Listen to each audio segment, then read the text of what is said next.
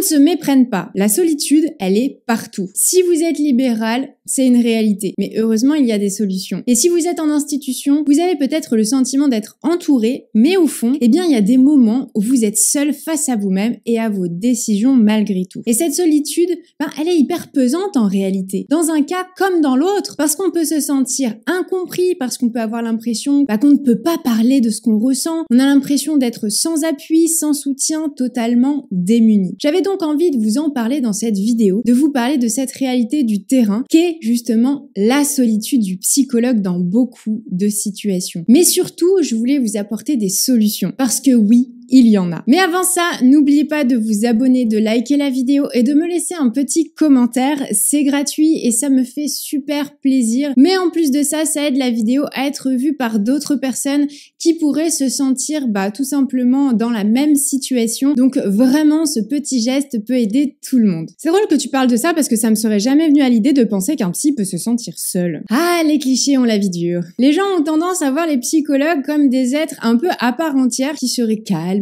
patients, tout le temps bienveillants, jamais en colère, qui réguleraient parfaitement leurs émotions et qui ne rencontreraient jamais de difficultés dans leur vie. Bref, quelqu'un de parfait quoi. Mais fort heureusement, ce n'est pas le cas. J'avais d'ailleurs fait une vidéo sur les clichés des psys, si vous voulez aller la voir, je vous la mets juste en haut. Mais bien entendu, nous sommes des êtres humains comme tout le monde et il peut nous arriver de nous mettre en colère, de nous tromper, d'avoir des problèmes dans notre vie, d'avoir peur, mais aussi de nous sentir seuls, notamment dans notre travail. Ouais, je me doutais bien que t'étais pas Wonder Woman, hein. Mais pourquoi tu dis qu'un psy peut se sentir seul au travail ? T'as une équipe qui t'entoure, non ? En institution, oui, il y a quelque chose qu'il faut à la base comprendre, c'est qu'en tant que psychologue, on a une place qui est un peu bâtarde, on va dire, c'est-à-dire qu'on est cadre dans les faits, mais pas cadre hiérarchique. Et ça fait toute la différence, hein. T'es cadre sans lettres en fait. C'est un peu l'idée. Je vais pas m'attarder sur cette position, surtout qu'on en a déjà pas mal parlé dans une formation notamment de la WeSchool. Sur cette plateforme, vous pouvez retrouver justement cette formation. Mais dites-moi en commentaire justement si vous souhaitez que je fasse une vidéo un petit peu plus approfondie sur ce statut de cadre quand on est psy. Donc déjà, notre place, elle est souvent incomprise. Elle est incomprise par l'équipe parce qu'ils ont en fait le sentiment qu'on fait partie de la hiérarchie et incomprise par la hiérarchie parce qu'ils pensent parfois qu'on est au même niveau que l'équipe. Bref, c'est un peu le bordel quoi. Et je dois dire que pour nous aussi, en tant que psy, cette place, elle est souvent difficile à comprendre et à adopter parce qu'on peut vite se retrouver tiraillé entre l'équipe et la hiérarchie et c'est là souvent que peut arriver la solitude. C'est pas évident de se retrouver à cette place-là, mais ce qui est encore moins évident, c'est le fait d'être le seul psy de l'équipe. En plus d'être incompris, tu te retrouves totalement seul, sans personne qui peut vraiment te comprendre. Personnellement, c'est ce qui m'était arrivé quand je travaillais à l'UMO. J'étais en fait la seule psy du service et c'était parfois très difficile. Alors heureusement, j'avais une psychologue d'un autre service que je voyais de temps en temps et avec qui on échangeait, mais c'était vraiment très rare les fois où ça arrivait de se voir. Donc je me sentais la plupart du temps relativement seule. Waouh, j'aurais jamais cru que tu pouvais te sentir seule tout en étant entourée, tu vois. Eh bien si, le sentiment de solitude, c'est pas uniquement dû à l'absence de personnes autour de toi. Ça peut être aussi lié à l'impossibilité de parler de ce que tu ressens aux personnes qui t'entourent et surtout à un sentiment d'être pas compris, d'être non reconnu dans ce que tu vis. Donc on peut tout à fait sentir le poids de la solitude tout en étant constamment entouré de monde. C'est pour ça que les relations sont hyper importantes. Mais est-ce que cette solitude, elle peut avoir des avantages quand même ? À la fac, on nous décrivait le psychologue en institution comme étant un électron libre. Je pense que c'est là où ça a son avantage, c'est-à-dire que le psy est parfois plus libre que le reste des membres de l'équipe. C'est cette fameuse place bâtarde là dont je te parlais. Il peut donc avoir plus de possibilités d'action, ça lui permet aussi de pas se laisser trop entraîner dans des alliances inconscientes ou dans des conflits institutionnels. Bon, je dis pas trop, mais quand t'es dedans, même avec un petit peu de distance en tant que psy, tu peux quand même vite te laisser embarquer dans tout ça.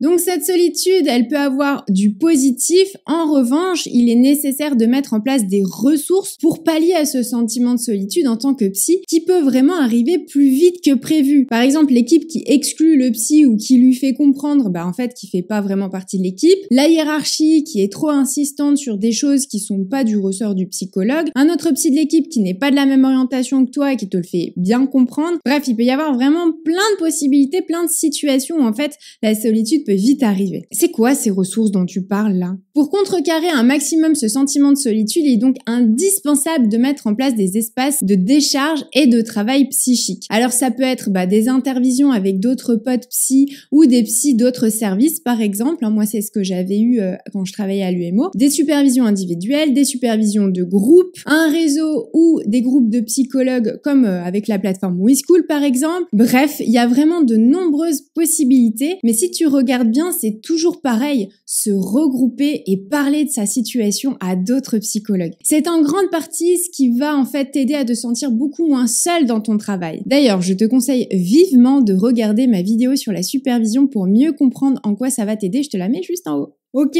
mais en libéral, c'est pareil ou moins? Parce que là, tout de suite, je me dis qu'en libéral, t'es carrément seul pour le coup. Effectivement, en libéral, t'es seul, mais pas totalement. En fait, c'est toi qui choisis. Je te rappelle que c'est toi le patron. Lorsque tu t'installes en libéral, tu as la possibilité d'être dans un local seul ou bien de travailler de chez toi, mais tu as aussi la possibilité d'intégrer un espace avec d'autres professionnels de santé, comme par exemple une maison de santé ou dans un cabinet pluridisciplinaire par exemple. Ce qui fait que tous les matins, tu peux aller au bureau, voir tes collègues, discuter avec eux autour d'un café. Et pour ceux qui ont des collègues psy, tu peux même échanger sur certains suivis si tu en ressens le besoin. Ça peut donc être vraiment une très très bonne alternative pour pallier à la solitude quand t'es psy en libéral. Ah, je savais pas qu'en étant en libéral, je pouvais aussi avoir des collègues.